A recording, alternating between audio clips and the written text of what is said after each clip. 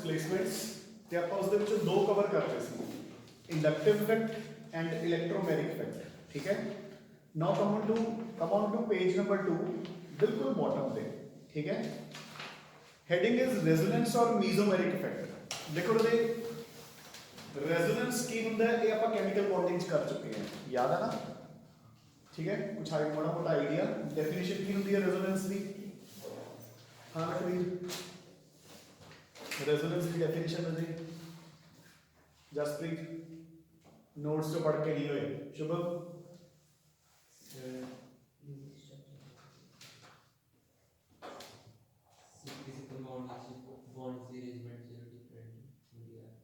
किसी compound no different bonds चलो कह सकते हैं but not 100% correct.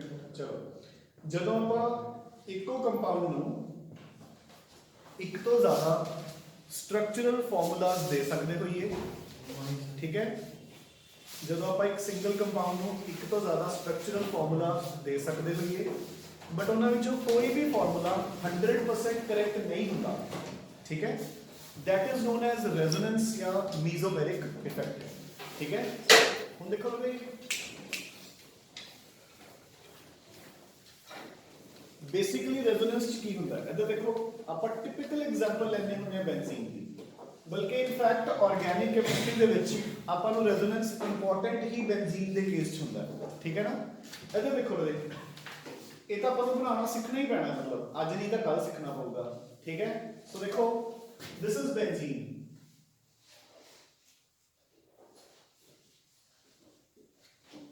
done।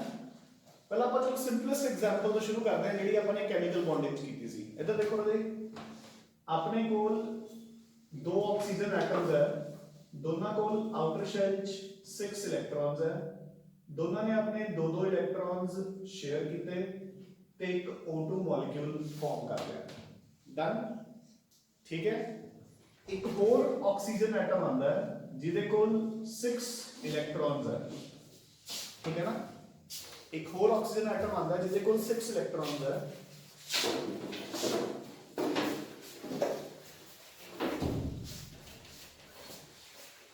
Done. अगर हम इन्हां विचों कोई भी ऑक्सीजन ਇਹਦੇ ਨਾਲ ਆਪਣੇ ਦੋ ਇਲੈਕਟ੍ਰॉन्स ਸ਼ੇਅਰ ਕਰ ਲਵੇ ਤਾਂ ਜਿਹੜੀ ਇਹਨਾਂ ਵਿੱਚੋਂ ਸ਼ੇਅਰ ਕਰੂਗੀ ਉਹਦੇ ਕੋਲ 10 ਹੋ ਜਾਣਗੇ, and that is not possible ਕਿਉਂਕਿ oxygen cannot expand its octet due to the absence of d orbitals। ਤਾਂ ਉਹ ਕੀ ਕਰੂਗੀ, ਉਹ ਆਪਣੇ ਦੋ ਇਲੈਕਟ੍ਰॉन्स ਨੂੰ ਇਹਨਾਂ ਦੇ ਨਾਲ ਕੋਆਰਡੀਨੇਟ ਕਰ ਲੂਗੀ। ਆਪਾਂ ਨੇ ਕੀਤਾ ਸੀ ਕੈਮੀਕਲ ਬੌਂਡਿੰਗ 'ਚ ਕੋਆਰਡੀਨੇਟ ਜਾਂ ਡੇਟਿਵ ਬੌਂਡ। ਤਾਂ ਹੁਣ ਦੇਖੋ ਇਹਦੇ ਵੀ 8 ਪੂਰੇ ਹੋ ਗਏ, ਇਹਦੇ ਵੀ 8 ਪੂਰੇ ਹੈ, ਇਹਦੇ ਵੀ 8 ਪੂਰੇ ਹੈ, ਡਨ। ਸੋ ਇਹ ਓਜ਼ੋਨ ਦਾ ਸਟਰਕਚਰ ਹੈ। Now there can always be a question ਕਿ ਸਰ ਇਸੇ ਨਾਲ ਡੇਟਿਵ ਬੌਂਡ ਕਿਉਂ, ਇਹਦੇ ਨਾਲ ਕਿਉਂ ਨਹੀਂ। ਤਾਂ ਬਿਲਕੁਲ ਆਪਾਂ ਨੇ ਕੀ ਕਿਹਾ ਸੀ ਕਿ ਇਹ ਰੋਟੇਟ ਕਰਦੇ ਰਹਿਣਗੇ, इधर डेटिव इधर डबल, ठीक है, डन। यानी कि ये दो स्ट्रक्चर ने जेडे आपस च, अच्छा तुसी कहोगे कि सर ये किवें पता लग गया कि बॉन्ड ही रोटेट कर रहा है, ये भी तो हो सकता है कि पहला आप आए देख रहे सी हुण मॉलिक्यूल आए हो गया, मेरी गल समझदे ना, वो किवें पता लगदा आपां नूं कि बॉन्ड ही रोटेट कर रहा है। मेरा क्वेश्चन समझ गए कि जिवें पहला मैं इहनूं आए देख रहा सी हुण मैं इहनूं आए देख रहा भी मॉलिक्यूल नहीं रोटेट होया, बॉन्ड्स डिस्प्लेस होए है, ये अपन किवें पता लगदा है। हाँ जी अरे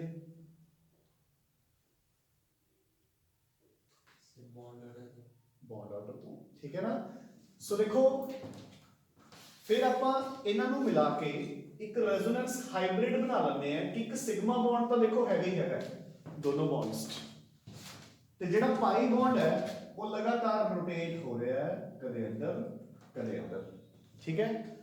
ये अपन को किवें पता लग्या, जिवें उन्हें कहा कि बॉन्ड ऑर्डर तो कि अगर इन्हां दोनों विचों सपोज कोई भी एक स्ट्रक्चर 100% करेक्ट हुंदा तां लेट इट बी कि oxygen oxygen single bond length x है ते डबल बॉन्ड लेंथ y है।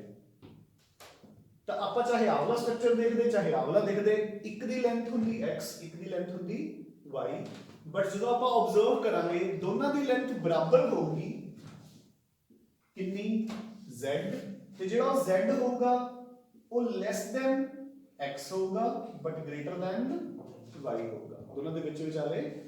ਯਾਨੀ ਕਿ ਜਿਹੜੇ ਇਹ ਦੋਨੋਂ ਹੀ ਬੌਂਡਸ ਹੈ, ਇਹਨਾਂ ਦੋਨੋਂ ਬੌਂਡਸ ਕੋਲ ਪਾਰਸ਼ੀਅਲ ਡਬਲ ਬੌਂਡ ਤੇ ਪਾਰਸ਼ੀਅਲ ਸਿੰਗਲ ਬੌਂਡ ਕਰੈਕਟਰ ਹੈ। ਸਮਝ ਗਏ ਨਾ? ਪਾਰਸ਼ੀਅਲ ਡਬਲ ਬੌਂਡ ਤੇ ਪਾਰਸ਼ੀਅਲ ਸਿੰਗਲ ਬੌਂਡ ਕਰੈਕਟਰ ਹੈ। ਪੱਲੇ ਪਈ ਜੇ ਗੱਲ, this is what you mean by resonance. So ਦੇਖੋ ਆਪਾਂ ਕਹਿੰਦੇ ਹਾਂ resonance is defined as a phenomenon where a single molecule can be assigned more than one Lewis dot structures, none of which is able to explain all its properties. तो मतलब सारे ਵਿੱਚੋਂ ਕੋਈ भी 100% correct नहीं ਹੁੰਦਾ। फिर ਉਹ ਜਿਹੇ ਕੇਸ 'ਚ ਆਪਾਂ ਕੀ ਕਰਦੇ ਹਾਂ, ਆਪਾਂ ਇੱਕ intermediate structure ਬਣਾ ਲੈਂਦੇ ਹਾਂ which is known as a resonance hybrid of all the structures. Done? ਇਹ ਆਪਾਂ ਕੈਮੀਕਲ ਬੌਂਡਿੰਗ ਵਾਲੇ ਕਰ ਚੁੱਕੇ, ditto as it is.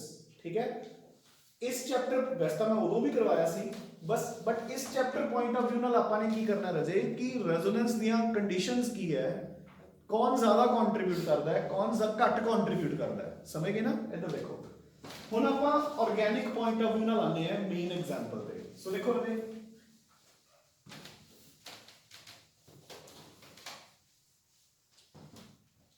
Benzene. ठीक है, सो बेंजीन पहला था, बेंजीन शुरू करने तो पहला भी हुण देखो कि रेजोनेंस शो करने लिए दो कंडीशंस होंदी हैं, ये भी अपन ने केमिकल बॉन्डिंग च कीता होया है। Either there should be one conjugated system, conjugated system ਸਾਨੂੰ ਕੀ ਦੱਸਿਆ ਸੀ, alternate presence of double single double single double single double bonds। लगातार सिग्मा ਤੇ पाई बॉन्ड alternate होने चाहिए ने, double single double single double single. Clearly दिख रहे हैं? जे दो डबल बॉन्ड इकट्ठे है ते जे दो सिग्मा बॉन्ड्स इकट्ठे है मतलब सिंगल बॉन्ड्स, ता रेजोनेंस नहीं होगी। सो double single double single double single. और दूसरी कंडीशन मतलब दोनों होने जरूरी है, दोनों चो एक।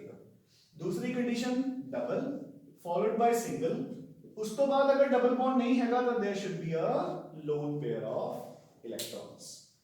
इक्को ही गल है देखो दोनों विचों, पाई बॉन्ड भी की हुंदा है लूज इलेक्ट्रॉन्स, लोन पेयर भी की हुंदा है लूज इलेक्ट्रॉन्स। दोनों विच एक कंडीशन होनी जरूरी है। देखो ओजोन दा केस अपन ने कीता, ओजोन च की सी डबल सिंगल ते ਇਹਦੇ ਕੋਲ ਸੀਗੇ ਦੇਖੋ ਨਾ ਜੀ, ਇਹਦੇ ਕੋਲ 2 ਸੀ ਤੇ ਇਹਦੇ ਕੋਲ 4, ਤੇ ਇਹਨਾਂ ਦੋਨਾਂ ਦੇ ਮੁਕਾਬਲੇ ਇਹਦੇ ਕੋਲ ਲੋਨ ਪੇਅਰ ਐਕਸਟਰਾ ਹੋ ਗਏ। ਸੋ ਆਪਣੇ ਕੋਲ ਕੰਡੀਸ਼ਨ ਕੀ ਬਣ ਗਈ, double single and lone pair. ਠੀਕ ਹੈ ਨਾ? ਸੋ ਦੋਨਾਂ ਵਿੱਚੋਂ ਇੱਕ ਕੰਡੀਸ਼ਨ ਨੈਸੈਸਰੀ ਹੈ ਬੈਂਜ਼ੀਨ ਦੇ ਵਿੱਚ।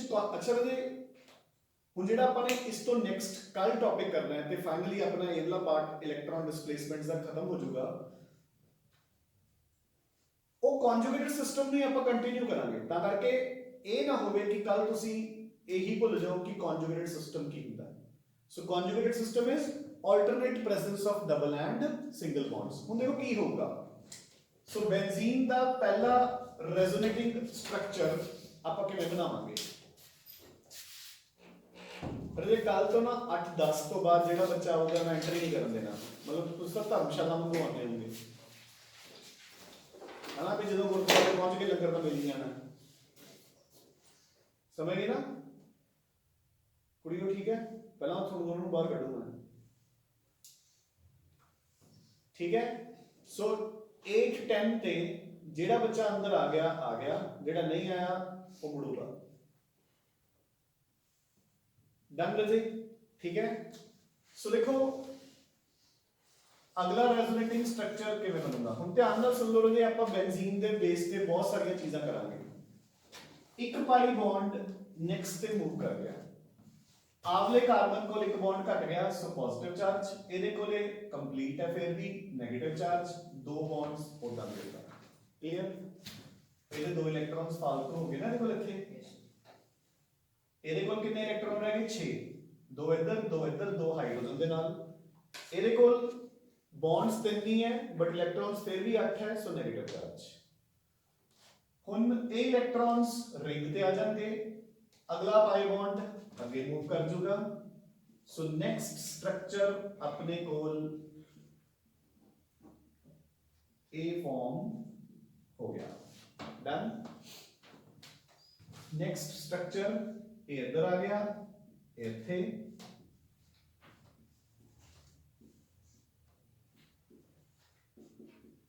डन, ठीक है। एंड फाइनली ये इधर शिफ्ट हो गया। हम देखो अगे शिफ्टिंग नहीं हो सकती क्योंकि single and single, so resonance रुक गया इत्थे, ठीक है ना। सो अपने कोल डन, क्लियर। सो मेरे कोल 5 रेजोनेटिंग फॉर्म्स बन गई बेंजीन दियां ते जे तुसी पहली ते आखिरी नु कंपेयर करोगे डबल बॉन्ड की पोजीशन च फर्क पै गया, जिथे डबल सी उथे सिंगल हो गया, जिथे सिंगल सी उथे डबल हो गया। यही रेजोनेंस है। ਤੇ ਇਸੇ ਚੀਜ਼ ਨੂੰ ਆਪਾਂ ਰਿਪਰੈਜ਼ੈਂਟ ਕਰ ਦਿੰਦੇ ਆ ਕਿ ਇਹਨਾਂ ਸਭ ਨੂੰ ਮਿਲਾ ਕੇ ਕਿ ਆ 6 ਕਾਰਬਨਸ ਤੇ 6 ਸਿਗਮਾ ਬੌਂਡਸ ਤੇ 6 ਹਾਈਡਰੋਜਨ ਵਾਲੇ ਸਿਗਮਾ ਬੌਂਡਸ, ਇਹਨਾਂ ਦੀ ਪੋਜੀਸ਼ਨ ਫਿਕਸ ਹੈ ਤੇ ਜਿਹੜੇ 3 ਪਾਈ ਬੌਂਡਸ ਨੇ ਆਲਟਰਨੇਟ ਉਹ ਲਗਾਤਾਰ ਰੋਟੇਟ ਕਰ ਰਹੇ ਆ, ਠੀਕ ਹੈ ਨਾ। ਇਸੇ ਕਰਕੇ ਮੈਂ ਤੁਹਾਨੂੰ ਉਦੋਂ ਕਿਹਾ ਸੀਗਾ ਕਿ ਜਿਹੜਾ ਹਾ ਤੁਸੀਂ ਰਿੰਗ ਬਣਾਉਂਦੇ ਹੋ it should be as close as possible to the bonds, क्योंकि ये कोई डिजाइन थोड़ी है, आप डबल बॉन्ड्स की मूवमेंट शो कर रहे हैं। Done. So this is what you mean by resonance. हुन आप पढ़ना शुरू करांगे ते आपां नूं पॉइंट बाय पॉइंट सारा कुछ पता लगूगा, ठीक है। आ जाओ। सो देखो ना, resonance, if a molecule can be assigned 2 or more Lewis structures, none of which is capable of describing all the known properties of the compound, then the actual structure is intermediate or resonance hybrid of these. This phenomenon is known as resonance. Okay? The various structures written are known as resonating structures. For example, in CO2, नीचे CO2 ਦੇ structures बनाए हुए ने ਤੇ ਉਦਾਂ ਹੀ ਦਿੱਤਾ ਹੋਇਆ ਕਿ ਉਹਨਾਂ ਕੋਲੇ ਪਾਰਸ਼ੀਅਲ ਡਬਲ ਤੇ ਟ੍ਰਿਪਲ ਬੌਂਡ ਕਰੈਕਟਰ ਹੈ। ਫਿਰ ਬੈਂਜ਼ੀਨ ਆ ਗਈ ਵਜੇ, ਠੀਕ ਹੈ। ਉਸ ਤੋਂ ਬਾਅਦ ਨਾਈਟ੍ਰੋਮੀਥੇਨ, ਇੱਧਰ ਦੇਖੋ ਨਾਈਟ੍ਰੋ ਕੰਪਾਊਂਡਸ ਕੀ ਨੇ, ਸੇਮ ਬਿਲਕੁਲ ਓਜ਼ੋਨ ਦੀ ਤਰ੍ਹਾਂ। ਇੱਧਰ ਦੇਖੋ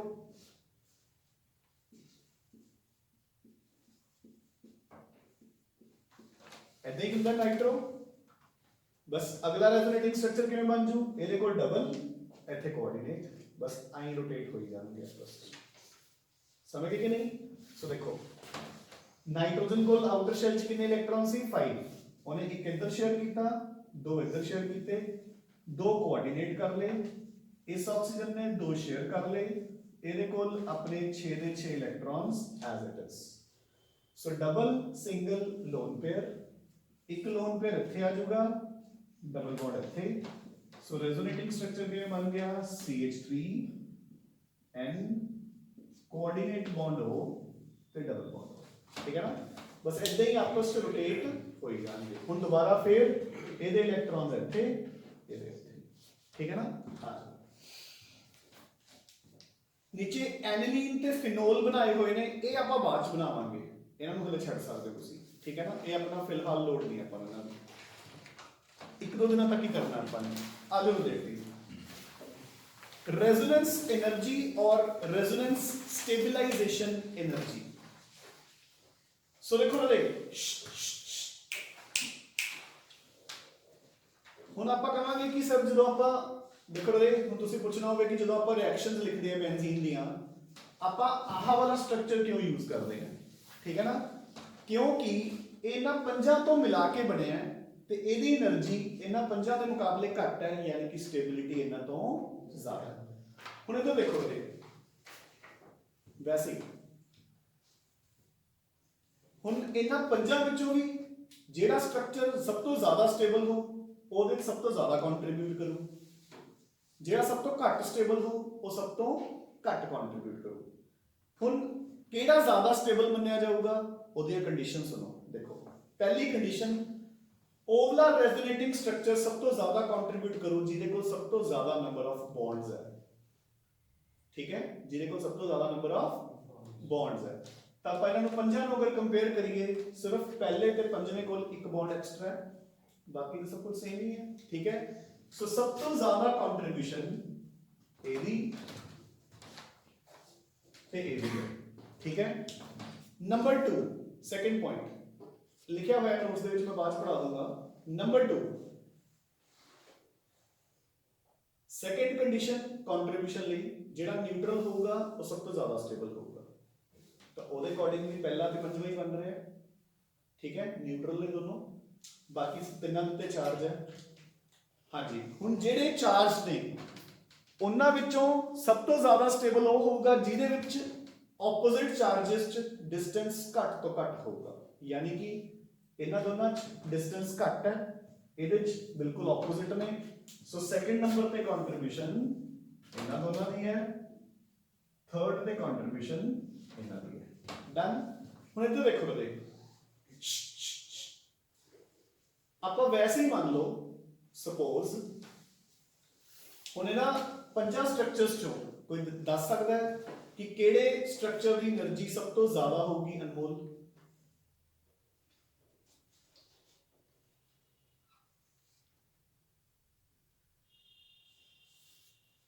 ਇਹਨਾਂ ਪੰਜਾਂ ਵਿੱਚੋਂ ਕਿਹੜੇ ਸਟਰਕਚਰ ਦੀ એનર્ਜੀ ਸੁਖਮਨ ਸਭ ਤੋਂ ਜ਼ਿਆਦਾ ਹੋਊਗੀ?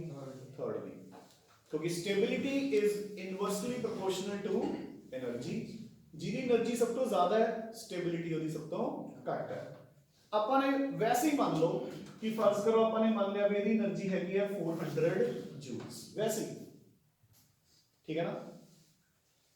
ਉਦੋਂ ਘੱਟ ਕਿਹਦੀ ਹੋਗੀ? ਦੂਜੇ ਨੰਬਰ ਵਾਲਿਆਂ ਦੀ।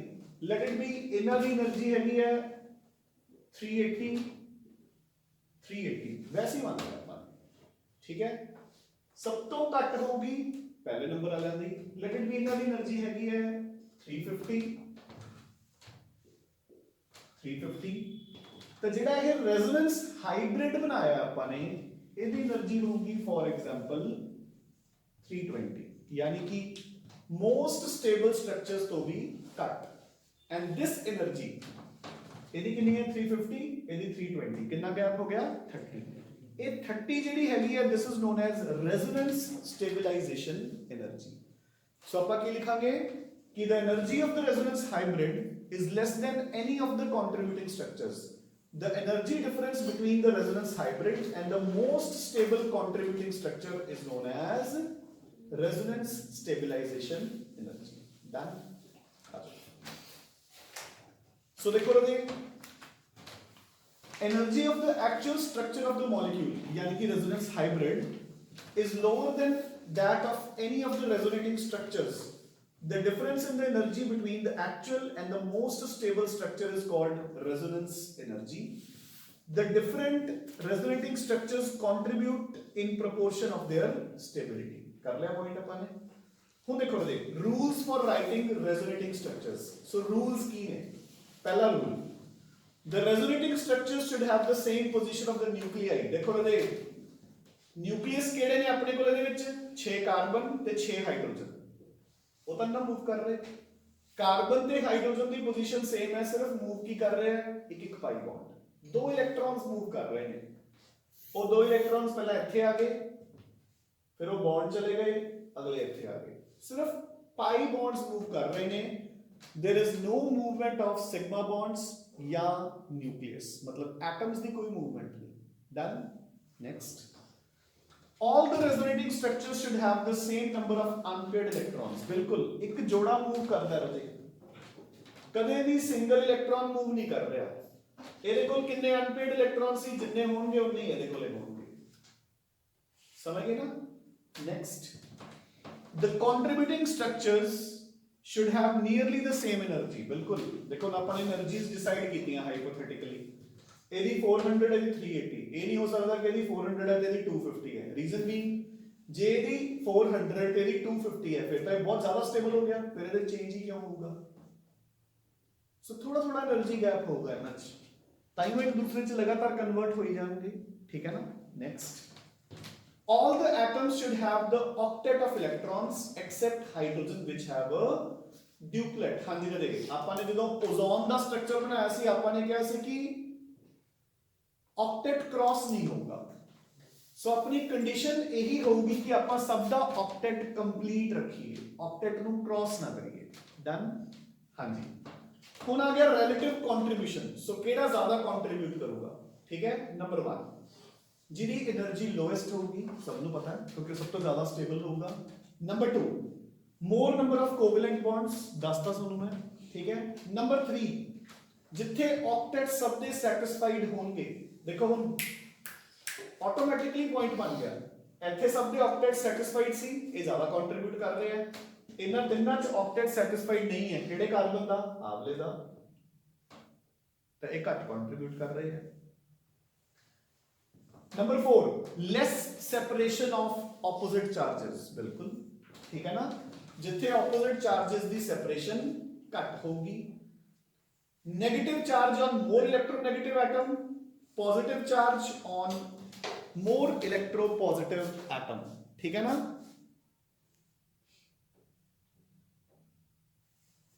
सो बेशक अपन ने मूवमेंट ऑफ इलेक्ट्रॉन्स शो करनी है हमें, बट मूवमेंट शो करने के भी तरीके है, देखो किवें, इधर देखो कल जब अपन ने इलेक्ट्रोमेरिक इफेक्ट किया है एल्डिहाइड्स एंड कीटोन्स का, याद है ना, इधर देखो अपन ने यही किया सी, ठीक है। अपन ने बॉन्ड की मूवमेंट ऑक्सीजन वाल शो की थी, कार्बन वाल क्यों नहीं शो की थी? क्योंकि कार्बन इज लेस इलेक्ट्रोनेगेटिव। ਤਾਂ ਜੇ ਹੁਣ ਆਪਾਂ ਨੂੰ ਦੋ ਕੰਟਰੀਬਿਊਟਿੰਗ ਸਟਰਕਚਰਸ ਨੂੰ ਦੇ ਦੇਣ, ਜਿਹਦੇ ਵਿੱਚ ਇੱਕ ਚ ਤਾਂ ਆਕਸੀਜਨ ਤੇ 네ਗੇਟਿਵ ਤੇ ਇੱਕ ਚ ਕਾਰਬਨ ਤੇ ਪੋਜ਼ਿਟਿਵ ਹੋਵੇ, ਦੂਜੇ ਚ ਕੀ ਹੋਵੇ?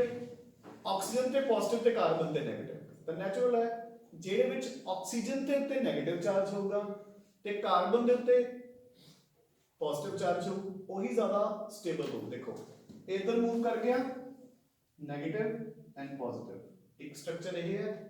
उल्टा उल्टा मूव करावांगे तो ऐ बन जू, ये तो पॉसिबल ही नहीं, अपन को भी पता है, ठीक है ना। सो वो स्ट्रक्चर ज्यादा कंट्रीब्यूट करूंगा जिदे विच negative charge on more electronegative atom and positive charge on less electronegative atom होगा, ठीक है। हाँ जी, 6th point more dispersal of charge over the atoms. हाँ जी जी, सो जो भी रेजोनेंस की गल आती है, आप बेंजीन को क्यों लेने हैं? क्योंकि जिन्ना चार्ज का डिस्पर्सल ज्यादा होगा उन्ना अपना मॉलिक्यूल ज्यादा स्टेबल होगा। डिस्पर्स होना चाहिए चार्ज, डिस्पर्सल का मतलब समझते हो? फैलिया होया, खिल रहा होया, एक जगह पे कॉन्सेंट्रेटेड नहीं हैगा, ठीक है ना। देखो एक मिनट सच, एक वेरी गुड एग्जांपल देके सुन दसना, इधर देखो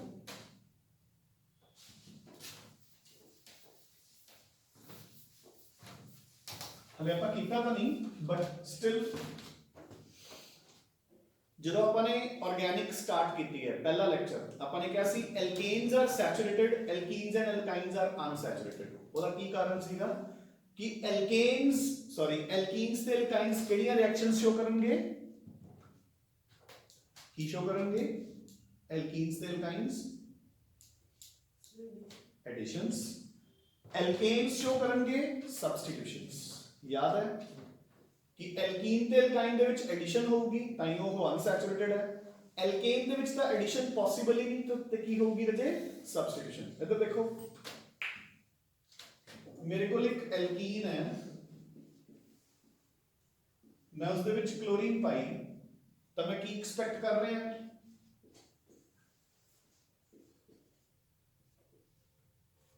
कुछ ऐसा दी रिएक्शन नहीं, एक Cl इधर लग जाएगा, एक Cl इधर लग जाएगा, ठीक है। यही अगर मेरे को इथेन है तो मैं उस क्लोरीन पाई, जसप्रीत हुन की होगा? कार्बन कार्बन, ओ बल्ले, कोई और बच्चा ट्राई करना चाहता हो? So hydrogen will be replaced, chlorine out, HCl in, HCl out, sorry chlorine in, H की जगह पे। बच्चे ऑर्गेनिक इज वेरी इजी, ठीक है, बट इन्हें समझना पैंदा है। देखो मेरी गल सुनो, जे तुहानू इन्ना पता भी क्लोरीन इधर लग गई, एक क्लोरीन इधर लग गई, जे हुण लखवीर मैं तुहानू क्वेश्चन पूछण दे, देखो ये कुछ भी नहीं हुंदा जे आपां थोड़ा समझ के करांगे ना। इधर देखो जे हुण यही एल्कीन है मेरे कोल ते मैं इस च वाटर पाया, वाटर दे दो कंपोनेंट्स है केड़े-केड़े? H ते OH। ये रिएक्शन किवें होगी?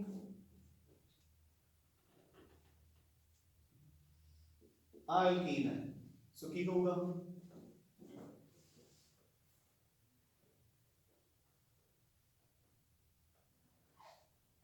ਕੀ ਚੇਂਜ ਕਰਾਂ ਮੈਂ ਇਹਦੇ ਵਿੱਚ ਕਿ ਪ੍ਰੋਡਕਟ ਬਣ ਜੇ ਮੇਰਾ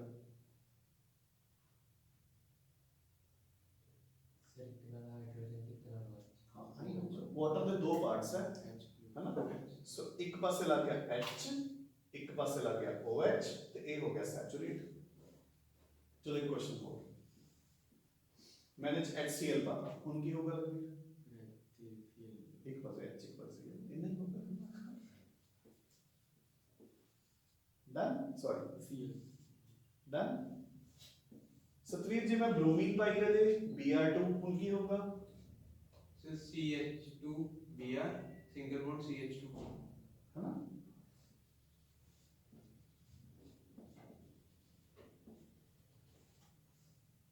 डन फिर ना पिछले ऑफिस में रही है कोशिश है लोग की तरह करें ठीक है so this is what we mean by addition ਹੁਣ देखो रिएक्शन ਦਾ ਮਤਲਬ ਕੀ ਹੁੰਦਾ ਹੈ ਕਿ ਮੈਂ ਸਾਨੂੰ ਐਲਕੀਨਸ ਖਾਤੀ ਆਪਾਂ ਨੂੰ ਇਸ ਚੀਜ਼ ਤੋਂ ਕੋਈ ਮਤਲਬ ਨਹੀਂ ਹੁੰਦਾ ਕਿ ਆਪਾਂ ਨੇ ਰਿਐਕਸ਼ਨ ਕਿਵੇਂ ਕਰਨੀ ਹੈ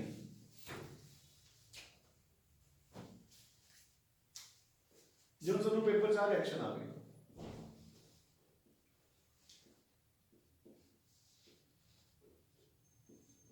ਮੈਂ ਇਸ 'ਚ ਕਲੋਰੀਨ ਪਾਤੀ ਹੁਣ ਜਸਪ੍ਰੀਤ ਕੀ ਹੋਗਾ ਜਿੱਥੇ ਡਬਲ ਮਤਲਬ ਆਪਾਂ ਨੂੰ ਇਹਨਾਂ ਕਾਰਬਨਸ ਤੋਂ ਕੋਈ ਮਤਲਬ ਹੀ ਹੈ ਨਹੀਂ ਕੀ ਹੋਗਾ ਆ ਕਾਰਬਨ ਦਾ ਡਬਲ ਬੌਂਡ ਖਤਮ ਇੱਥੇ Cl ਤੇ ਇੱਥੇ Cl ਮਤਲਬ this is the beauty of organic chemistry ਕਿ ਆਪਾਂ ਨੇ ਇੱਕ ਰਿਐਕਸ਼ਨ ਸਿੱਖਣੀ ਹੈ ਦੇਖੋ ਜਦੋਂ ਅਸੀਂ ਡਰਾਉਣਾ ਹੁੰਦਾ ਬੱਚਿਆਂ ਨੂੰ ਜਦੋਂ ਅਸੀਂ ਡਰਾਉਣਾ ਹੁੰਦਾ ਅਸੀਂ ਐਂ ਕਹਿ ਦਿੰਦੇ ਆ ਵੀ 250-300 ਰਿਐਕਸ਼ਨਸ ਆ ਗਈਆਂ ਸਮਝ ਗਏ ਨਾ ਜਦੋਂ ਅਸੀਂ ਹੌਸਲਾ ਦੇਣਾ ਹੁੰਦਾ ਫਿਰ ਅਸੀਂ ਕਹਿ ਦਿੰਦੇ ਆ ਜੇ ਇੱਕ ਰਿਐਕਸ਼ਨ ਸਿੱਖ ਲਓਗੇ 15 ਕਵਰ ਹੋ ਜਾਣਗੀਆਂ ਸਮਝ ਗਏ ਨਾ ਸੋ ਜਦੋਂ ਆਪਾਂ ਕੰਡੈਂਸ ਕਰਕੇ ਰਿਐਕਸ਼ਨਸ ਨੂੰ ਕਰਾਂਗੇ ਤਾਂ ਹਾਰਡਲੀ ਤੁਸੀਂ ਲਰਨ 25-30 ਰਿਐਕਸ਼ਨਸ ਕਰਨੀਆਂ ਹੋਣਗੀਆਂ 25-30 ਤੋਂ ਵੱਧ ਨਹੀਂ ਤੇ ਇੱਕ ਚੀਜ਼ ਯਾਦ ਰੱਖਿਓ ਕਿ ਇਹਨਾਂ ਬੇਸਿਕਸ 'ਚ ਹੀ ਪ੍ਰੋਬਲਮ ਹੁੰਦੀ ਹੈ ਬੱਚਿਆਂ ਨੂੰ ਸੋ ਇਹ ਐਡੀਸ਼ਨ ਹੈ ਇਹ ਸਬਸਟੀਟਿਊਸ਼ਨ ਹੈ ਸਮਝ ਗਏ ਨਾ ਹੁਣ ਦੇਖੋ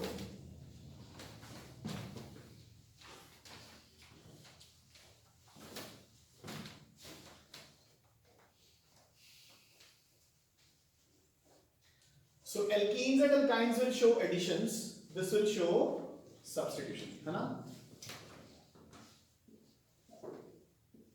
ਹੁਣ ਮੇਰੇ ਕੋਲ ਇੱਕ ਬੈਂਜ਼ੀਨ ਹੈ मैं बेंजीन च क्लोरीन पाई सो मैं की उम्मीद कर रहे हैं अमन आवली रिएक्शन होगी कि आवली रिएक्शन होगी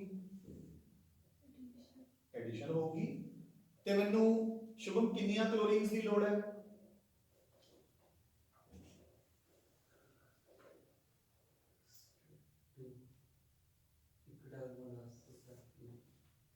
मैनू डबल बॉन्ड एक निकले मैनू हाँ चलो हाँ 6 क्लोरीन्स या कह लो 3Cl2 की लोड है ना I need 3Cl2 for this हो गया कि नहीं ठीक है पर उनमें से रेजोनेंस का इफेक्ट करा रहे हैं ਜਦੋਂ ਆਪਾਂ ਇਹ ਰਿਐਕਸ਼ਨਸ ਕਰਾਂਗੇ ਤਾਂ ਹੋਊਗਾ ਕਿ ਐਕਚੁਅਲ ਚ ਇੱਕ ਕਲੋਰੀਨ ਆਊਗੀ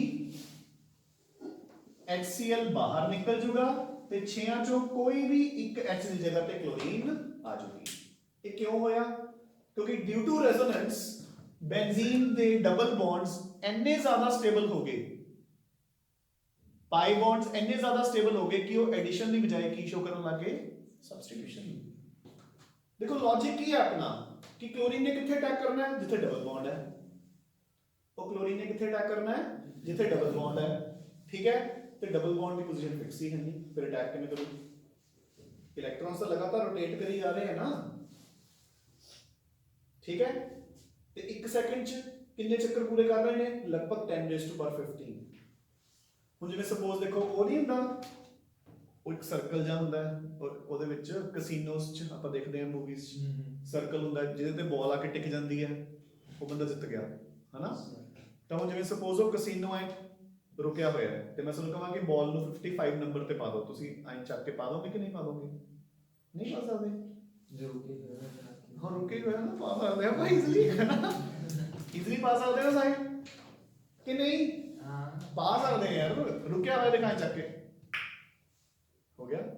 ਹੁਣ ਜੇ ਉਹ ਕਸੀਨੋ ਵਾਲਾ ਉਹ ਗੋਲਾ ਘੁੰਮ ਰਿਹਾ ਹੋਵੇ ਫਿਰ ਆਪਾਂ 55 ਤੇ ਜੇ ਪਾਣ ਨੂੰ ਕਹੀਏ ਪਾ ਦਾਂਗੇ ਆਪਾਂ, ਤੇ ਜੇ ਬਹੁਤ ਤੇਜ਼ ਘੁੰਮ ਰਿਹਾ ਹੋਵੇ ਫਿਰ ਚਾਂਸ ਹੀ ਨਹੀਂ, इस मंदिर में ਫਿਰ ਤਾਂ ਲੱਕ ਤੇ ਉੱਤੇ ਹੈ। ਯੈਸ ਹਨਾ, ਫਿਰ ਤਾਂ ਬਸ ਆਪਾਂ ਇੱਕ ਆਈਡੀਆ ਲਾ ਕੇ ਵੀ ਐਂ ਜੇ ਘੁੰਮਦਾ ਹੈ ਜਦੋਂ ਛੱਡ ਲਾਂਗੇ ਉਹ ਫਿਰ ਟੱਪ ਜਾਊਗਾ, ਫਿਰ ਕੋਈ ਇੱਥੇ ਜਾਊਗੇ ਐਂ ਬਾਲ ਛੱਡ ਦਾਂਗੇ ਤਾਂ ਕਿ 55 ਦੇ ਉੱਤੇ ਆਵੇ ਹਨਾ।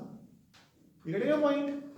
ਸੋ ਇਹ ਲਗਾਤਾਰ ਇਲੈਕਟ੍ਰॉन्स ਰੋਟੇਟ ਕਰ ਰਹੇ ਹੈ, ਪਾਈ ਬੌਂਡਸ ਆਰ ਲਗਾਤਾਰ ਰੋਟੇਟਿੰਗ, ਤਾਂ ਦੱਸੋ ਕਲੋਰੀਨ ਅਟੈਕ ਕਿਵੇਂ ਕਰੂਗੀ? ਸੋ ਡਿਊ ਟੂ ਰੈਜ਼ੋਨੈਂਸ ਇੰਨੀ ਜ਼ਿਆਦਾ ਸਟੇਬਲਾਈਜ਼, ਅੱਛਾ ਪਰ ਪੇਪਰ 'ਚ ਨਹੀਂ ਆਇਆ ਲਿਖ ਸਕਦੇ ਨਾ ਵੀ ਰੋਟੇਟ ਕਰ ਰਹੇ ਉੱਥੇ ਆਪਾਂ ਸਿਰਫ ਲਿਖਾਂਗੇ ਕਿ ਡਿਊ ਟੂ ਰੈਜ਼ੋਨੈਂਸ ਬੈਂਜ਼ੀਨ ਇੰਨੀ ਜ਼ਿਆਦਾ ਸਟੇਬਲ ਹੋ ਜਾਂਦੀ ਹੈ ਕਿ ਉਹ ਇੱਕ ਸੈਚੂਰੇਟਡ ਹਾਈਡਰੋਕਾਰਬਨ ਦੀ ਤਰ੍ਹਾਂ ਬਿਹੇਵ ਕਰਦੀ ਹੈ, ਨਾ ਕਿ ਅਨਸੈਚੂਰੇਟਡ। ਤੇ ਹਾਲ ਇਹ ਹੁੰਦਾ ਆਰਗੈਨਿਕ ਦਾ, ਇੱਕ ਮੈਂ ਤੁਹਾਨੂੰ ਗੱਲ ਦੱਸਦਾ ਕਿ ਜਿਵੇਂ ਜਿਵੇਂ ਮੈਂ ਆਰਗੈਨਿਕ ਪੜ੍ਹਾਈ ਜਾਊਂਗਾ, ਠੀਕ ਹੈ, ਤੇ ਜੇ ਤੁਸੀਂ ਉਵੇਂ ਉਵੇਂ ਆਰਗੈਨਿਕ ਪੜ੍ਹੀ ਜਾਓਗੇ ਤਾਂ ਆਈ ਗਾਰੰਟੀ ਯੂ ਕਿ +2 ਦੇ ਐਂਡ ਤੱਕ ਅਜੀਤ ਰੋਡ ਦੇ 90% ਟੀਚਰ ਤੋਂ ਵੱਧ ਆਰਗੈਨਿਕ ਆਉਂਦੀ ਹੋਊਗੀ। ਸਮਝ ਗਏ ਨਾ? ਕਿਉਂਕਿ ਆਰਗੈਨਿਕ 'ਚ ਇੰਨਾ ਜ਼ਿਆਦਾ ਹੱਥ ਤੰਗ ਹੁੰਦਾ ਹੈ, ਠੀਕ ਹੈ, ਕਿ ਜੇ ਇੱਕ ਵਾਰੀ ਸਮਝ ਆ ਗਈ ਤਾਂ ਚਲੋ ਮੈਂ ਪਰਸੋਂ ਦੀ ਐਗਜ਼ਾਮਪਲ ਦੇ ਦਿੰਦਾ। ਇੱਥੇ ਇੱਕ ਮੈਮ ਆਏ ਸੀ, ਚਲੋ ਮੈਂ ਇੰਸਟੀਚਿਊਟ ਦਾ ਨਾਮ ਨਹੀਂ ਦਿੰਦਾ, ਉਹਨਾਂ ਨੇ ਮੈਨੂੰ ਕਿਹਾ ਸੀ ਵੀ ਸਰ ਵੀ ਜੇ ਕੋਈ ਕੈਮਿਸਟਰੀ ਟੀਚਰ ਨਿਗਾਹ 'ਚ ਹੋਵੇ ਹਨਾ ਤਾਂ ਵੀ ਮਤਲਬ ਸਾਨੂੰ ਕੈਮਿਸਟਰੀ ਟੀਚਰ ਦੀ ਲੋੜ ਹੈ, ਤੁਸੀਂ ਸਾਨੂੰ ਪ੍ਰੋਵਾਈਡ ਕਰ ਦਿਓ। ਤੇ ਉੱਥੇ ਇੱਕ ਮੈਮ ਆਏ ਤੁਰੇ ਫਿਰਦੇ, ਉਹਨਾਂ ਨੇ ਬਾਹਰ ਮੈਮ ਨੂੰ ਕਿਹਾ ਕਿ ਵੀ ਮਤਲਬ ਮੈਨੂੰ ਜੌਬ ਦੀ ਲੋੜ ਹੈ। ਮੈਂ ਕਿਹਾ ਵੀ ਕੋਈ ਗੱਲ ਨਹੀਂ, ਤੁਸੀਂ ਉਹਨਾਂ ਨੂੰ ਬਿਠਾਓ, ਮੈਂ ਮਾੜਾ ਜਿਹਾ ਚੈੱਕ ਕਰ ਲਾਂ ਵੀ ਉਹਨਾਂ ਨੂੰ ਲੋੜ ਹੈਗੀ, ਆਪਾਂ ਉੱਥੇ ਭੇਜ ਦਾਂਗੇ। ਐਂਡ ਯੂ ਬਿਲੀਵ ਪੇਜ ਪਿਆ ਮੇਰੇ ਕੋਲ, ਜਿਸ ਲੱਗੂ ਗੱਪ ਮਾਰਦੇ ਸਰ ਹਨਾ। ਤੇ ਮੈਂ ਕਿਹਾ ਮੈਮ ਵੀ ਬਿਫੋਰ ਰეკਮੈਂਡਿੰਗ ਮੈਂ 2-3 ਸਿੰਪਲ ਜਿਹੇ ਕੁਐਸਚਨ ਪੁੱਛੂੰਗਾ। MSc chemistry from regular campus university with specialization in organic chemistry, ठीक है, and with 2 years of teaching experience। समझ गए? ਤੇ ਤੁਸੀਂ ਐਂ ਦੇਖੋ ਰਾਜੇ ਵੀ ਜੇ ਉਸ ਟਾਈਮ ਮੈਂ ਕੁਐਸਚਨ ਪੁੱਛ ਰਿਹਾ ਹਾਂ, ਜੇ ਤੁਹਾਡੇ ਵਰਗਾ ਬੱਚਾ ਕੋਲੇ ਖੜਾ ਹੈ ਤਾਂ ਉਹ ਕਹਿਣਗੇ ਵੀ ਸਰ ਆਪਦੀ ਬੇਇੱਜ਼ਤੀ ਕਰਾ ਰਹੇ ਨੇ ਕਿ ਉਹਦੀ ਬੇਇੱਜ਼ਤੀ ਕਰਨ ਦੀ ਕੋਸ਼ਿਸ਼ ਕਰ ਰਹੇ ਆ, ਵੀ ਐਂ ਵੀ ਨਾ ਪਤਾ ਲੱਗੇ ਬੰਦੇ ਨੂੰ। ਮੈਂ ਸਿਰਫ 2 ਹੀ ਕੁਐਸਚਨ ਪੁੱਛਦਾ ਹੁੰਦਾ ਬੱਚੇ ਨੂੰ ਜਿਹੜਾ ਐਦਾਂ ਦਾ ਕੋਈ ਹੁੰਦਾ ਹੈ ਨਾ, ਇੱਕ ਰਿਐਕਸ਼ਨ ਪੂਰੀ ਕਰ ਦੋ, ਸੈਕੰਡ ਸਟੈਪ ਹੁੰਦਾ ਕਿ ਰਿਐਕਸ਼ਨ ਦਾ ਮੈਕੈਨਿਜ਼ਮ ਦੱਸ ਦੋ। ਤੇ ਅੱਜ ਤੱਕ ਮੈਨੂੰ 12 ਸਾਲ ਹੋ ਗਏ ਪੜਾਉਂਦਿਆਂ ਨੂੰ, ਠੀਕ ਹੈ, 12 ਸਾਲਾਂ 'ਚ ਮੈਨੂੰ ਇੱਕ ਸਿੰਗਲ ਕੈਂਡੀਡੇਟ ਨਹੀਂ ਮਿਲਿਆ ਜਿਹਨੇ ਦੋਨੋਂ ਆਨਸਰਸ ਦਿੱਤੇ ਹੋਣ। You getting a point? ਤੇ ਕੁਐਸਚਨ ਕੀ ਸੀਗਾ ਨਾ, ਉੱਥੇ ਪਈ ਹੈ ਮੇਰੇ ਕੋਲ ਪੇਜ ਹੈ ਨਾ, ਮੈਂ ਕਿਹਾ ਮੈਮ ਰਿਐਕਸ਼ਨ ਪੂਰੀ ਕਰ ਦੋ, ਆਹ ਵਾਲੀ, ਤੇ ਮੈਮ ਨੇ ਰਿਐਕਸ਼ਨ ਪਤਾ ਕਿਵੇਂ ਪੂਰੀ ਕੀਤੀ ਸੀ?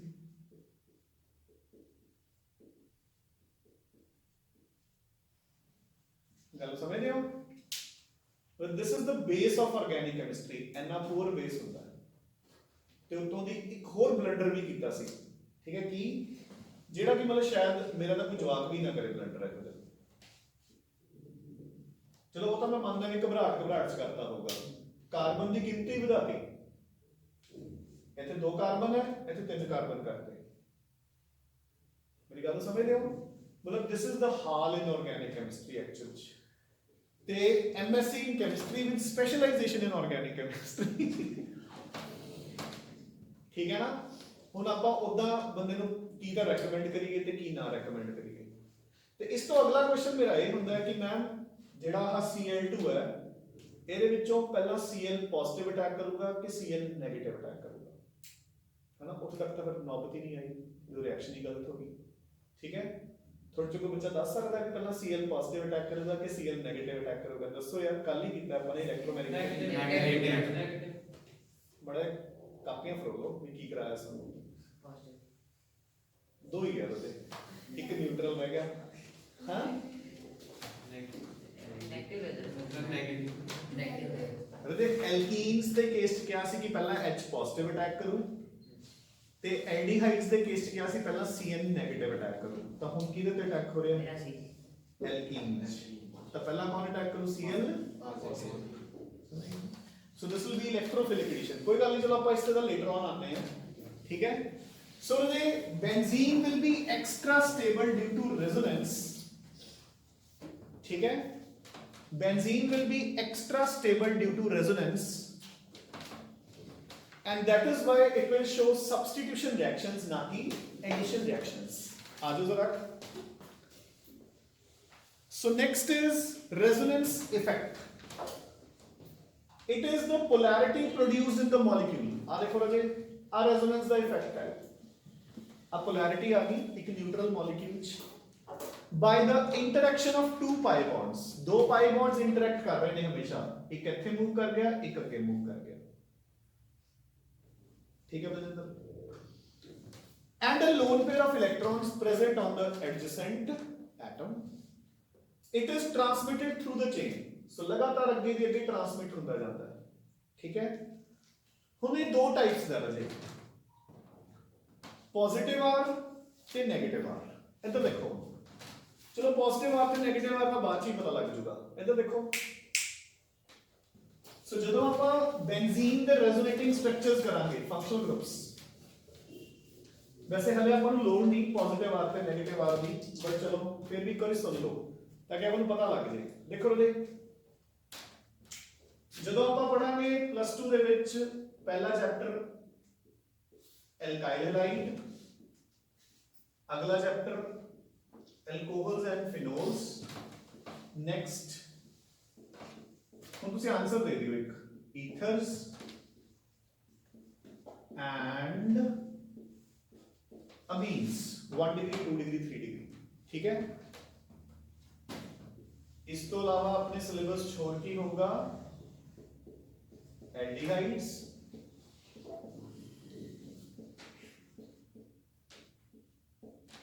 Ketones,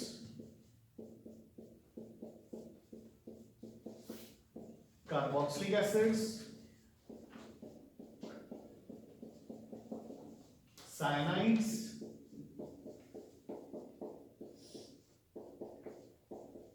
nitro. डन. ਹੁਣ ਇਧਰ ਦੇਖੋ ਰੇ क्लोरीन कोल 7 इलेक्ट्रॉन चो 6 शेयर कर एक शेयर करके 6 बच गए. ऑक्सीजन कोल 2 शेयर करके 4, नाइट्रोजन को 3 शेयर करके 2. डन. देखो ये अपना रेजोनेंस बन गया. इधर देखो double single double single double single lone pair. Done. इधर की बनया double single double single double single double. Done. ਜਦੋਂ ਆਪਾਂ ਪੜਾਂਗੇ ਇਹਦੇ ਚ ਆਪਾਂ ਮੂਵਮੈਂਟ ਕਰਾਂਗੇ ਨੀਚੇ ਨੂੰ. ਇਧਰ ਦੇਖੋ ਉਹਦੇ सब दी मूवमेंट किवें होगी. लोन पेयर इत्थे आ जाऊगा, अगला बॉन्ड इत्थे शिफ्ट कर जू. तो देखो स्ट्रक्चर किवें बन गया. इत्थे आ गया डबल बॉन्ड, इत्थे आ गया नेगेटिव चार्ज. और डन के नहीं ते 2 इलेक्ट्रॉन्स कट गए. हुण ये 2 इलेक्ट्रॉन्स इत्थे ते इत्थे वही सेम बेंजीन की तरह. कहने का मतलब की है ये सारे नीचे नू बेंजीन वाल इलेक्ट्रॉन पुश करेंगे. ये स्ट्रक्चर्स किवें बनदे ने मैं सबको कराऊंगा. फिलहाल ਆਪਾਂ ਨੂੰ सिर्फ ये करा रहे हैं भी आमले ਜਿਹੜੇ ਉਤਲੇ ग्रुप ने ये सारे बेंजीन वाल इलेक्ट्रॉन्स पुश कर रहे हैं. ठीक है? ਇੱਥੇ ਕੀ ਹੋਊਗਾ R डबल बॉन्ड ਇੱਥੇ, R डबल बॉन्ड ਇੱਥੇ. सो ਕੀ ਹੋ ਗਿਆ ऑक्सीजन ਉੱਤੇ आ गया नेगेटिव चार्ज एंड ਜਦੋਂ R डबल बॉन्ड खत्म हो गया ਇਹਦੇ ਉੱਤੇ पॉजिटिव चार्ज ਇੱਥੇ डबल बॉन्ड. सो जेडे आमले ग्रुप्स ने ए बेंजीन तो इलेक्ट्रॉन्स कर रहे ने pull. This is known as plus R effect, this is known as minus R effect. Plus R जदों ਆਪਾਂ बेंजीन वाल इलेक्ट्रॉन्स पुश करते हैं कॉन्जुगेटेड सिस्टम वाल, ਤੇ ਜਦੋਂ ਆਪਾਂ बेंजीन तो इलेक्ट्रॉन्स पुल करते हैं माइनस आर. ਹੁਣ ਮੈਨੂੰ ਇੱਕ ਗੱਲ ਦੱਸ ਦਿਓ ਵੀ ਜੇ ਕੱਲ ਮੈਂ ਇਹ ਸਾਰੇ ਗਰੁੱਪ ਮਟੇ ਕੇ ਤੁਹਾਨੂੰ ਪੁੱਛਾਂ कि साइनाइड प्लस आर है कि minus R, alcohol plus R है कि minus R, ketone plus R है कि माइनस आर. ਆਪਾਂ ਕਿਵੇਂ ਯਾਦ ਰੱਖਾਂਗੇ ਵੀ ਕਿਹੜਾ प्लस आर है ਕਿਹੜਾ माइनस आर, ਕਿਹੜਾ इलेक्ट्रॉन पुशिंग है किहड़ा पुलिंग है. जी तो लोड पे है. लोन पेयर सबको ले रहे थे. एटम ही सेम ने. देख ਕਿਹੜੇ ਕਿਹੜੇ एटम्स ਆਪਾਂ ਚੈੱਕ ਕਰਦੇ हैं. देख ध्यान ਨਾਲ देख सिरोना को तीनों ਕੀ ਹੈ ਇਹਨਾਂ ਕੋਲ ਤਾਂ ਨਹੀਂ ਹੈ. बेटा 2 मिनट शांति. देखो एटम किहड़े किहड़े है. Oxygen, oxygen, nitrogen. Oxygen oxygen nitrogen वो तो मैं शो नहीं कीते अलग कर लेने हैं जे आयन राजी हुंदा ऑक्सीजन दे दो बॉन्ड बने हुए ने चार बच गए कितने चार चार वो तो लोन पेयर शो नहीं कीते है तो उन्नी ने नाइट्रोजन को हमेशा एक लोन पेयर होगा कि नहीं होगा बस हैगा ठीक है चलो ਹੁਣ ਮੈਨੂੰ ਇਹ ਆਨਸਰ ਦਿਓ ਕਿ ਕਿਵੇਂ ਮਤਲਬ ਇੱਕ ਤਾਂ ਮੈਂ ਪੁੱਛਾਂ ਹੁਣ ਮਟੇਕੇ ਵੀ ਲਖਵੀਰ ਸਾਇਨਾਈਡ ਕੀ ਹੈ ਪੁਲਿੰਗ ਕੇ ਪੁਸ਼ਿੰਗ ਹੈਨਾ ਕਿਵੇਂ ਯਾਦ ਰੱਖਾਂਗੇ ਆਪਾਂ ਹੁਣ ਤਾਂ ਵਾਸੀ ਦੇਗਾ ਪੁਲਿੰਗ माइनस आ रहा है और पहला कार्बन अटैच्ड है ਉਹ ਜਲਦੀ ਆਨਸਰ ਹੋ ਰਿਹਾ ਬ్రో ਯਾਰ ਹਾਂ ਬੋਲੋ ਗ੍ਰੇਟ ਦੇਖੋ ਮਤਲਬ ਯਾਦ ਰੱਖਣ ਦੇ ਵੇ ਆਊਟਸ ਹੁੰਦੇ ਨੇ ਜਿੰਨੇ ਵੀ ਸਿੰਗਲੀ ਬੌਂਡਡ ਗਰੁੱਪਸ ਨੇ ਦੇ ਆਰ ਪਲੱਸ ਆਰ ਜਿੰਨੇ ਵੀ ਡਬਲ ਜਾਂ ਟ੍ਰਿਪਲੀ ਬੌਂਡਡ ਗਰੁੱਪਸ ਨੇ ਦੇ R minus R easiest way to remember ਜਿੰਨੇ ਵੀ ਫੰਕਸ਼ਨਲ ਗਰੁੱਪ ਦੇ ਵਿੱਚ ਡਬਲ ਜਾਂ ਟ੍ਰਿਪਲ ਬੌਂਡ ਹੈ ਉਹ ਆਪਦੇ ਵਾਲੇ ਇਲੈਕਟ੍ਰੋਨਸ ਪੁੱਲ ਕਰਨਗੇ ਜਿਨ੍ਹਾਂ ਵਿੱਚ ਡਬਲ ਜਾਂ ਸਿੰਗਲ ਬੌਂਡਸ ਨਹੀਂ ਹੈ ਉਹ ਆਪਦੇ ਤੋਂ ਬੈਂਜ਼ੀਨ ਵਾਲੇ ਇਲੈਕਟ੍ਰੋਨਸ ਪੁਸ਼ ਕਰਨਗੇ ਡਨ ਠੀਕ ਹੈ ਆ ਜਾਓ so positive resonance plus arc effect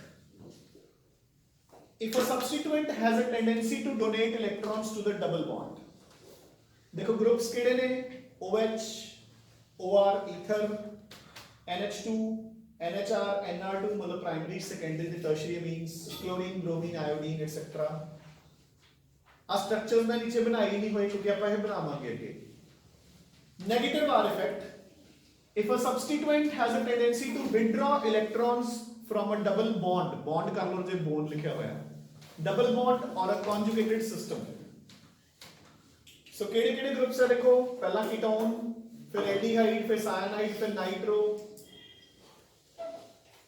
COOR ester लिखा हुआ है जे COOH ਹੁੰਦਾ ਤਾਂ ਐਸਿਡ ਵੀ ਸੀ ਠੀਕ ਹੈ so जितने भी doubly and triply bonded groups ने they are electron pulling and done so the resonance complete हो गया कल ਆਪਾਂ हाइपर conjugation ਕਰਾਂਗੇ and monday ਨੂੰ ਤੁਹਾਡਾ ਜਿੰਨਾ ਪਾਰਟ ਆਪਾਂ ਜਨਰਲ ਕਰ ਲਿਆ ਉਹਦਾ ਟੈਸਟ ਹੋਊਗਾ ਠੀਕ ਹੈ ਤੇ ਕੱਲ ਸਭ ਤੁਹਾਡਾ ਟੈਸਟ ਵੀ ਹੈ ਇੱਕ ਮਿੰਟ ਰੁਕ ਜਾਓ ਫਿਰ ਥੋੜਾ ਜਿਹਾ ਚੇਂਜ ਕਰਦੇ ਆ ਸਿਸਟਮ ਮੰਡੇ ਨੂੰ ਜਿਹੜਾ ਟੈਸਟ ਹੋਊਗਾ ਇਟ ਵਿਲ ਕੰਟੇਨ ਇਹ ਵਾਲਾ ਪਾਰਟ ਪਲੱਸ ਨੋਮਨਕਲੇਚਰ ਪਲੱਸ ਆਈਸੋਮੈਰਿਜ਼ਮ ਕੱਲ ਆਪਾਂ ਹਾਈਪਰ ਕਨਜੂਗੇਸ਼ਨ ਇੱਥੇ ਪੜਾਂਗੇ ਤੇ ਮੰਡੇ ਨੂੰ ਦ ਟੈਸਟ ਵਿਲ ਕੰਟੇਨ ਨੋਮਨਕਲੇਚਰ ਆਈਸੋਮੈਰਿਜ਼ਮ प्लस ये वाले नोट्स टिल पेज नंबर 12 क्योंकि पेज नंबर 12 तक के सारे कंप्लीट हो जाते हैं ठीक है so till page number 12 done thank you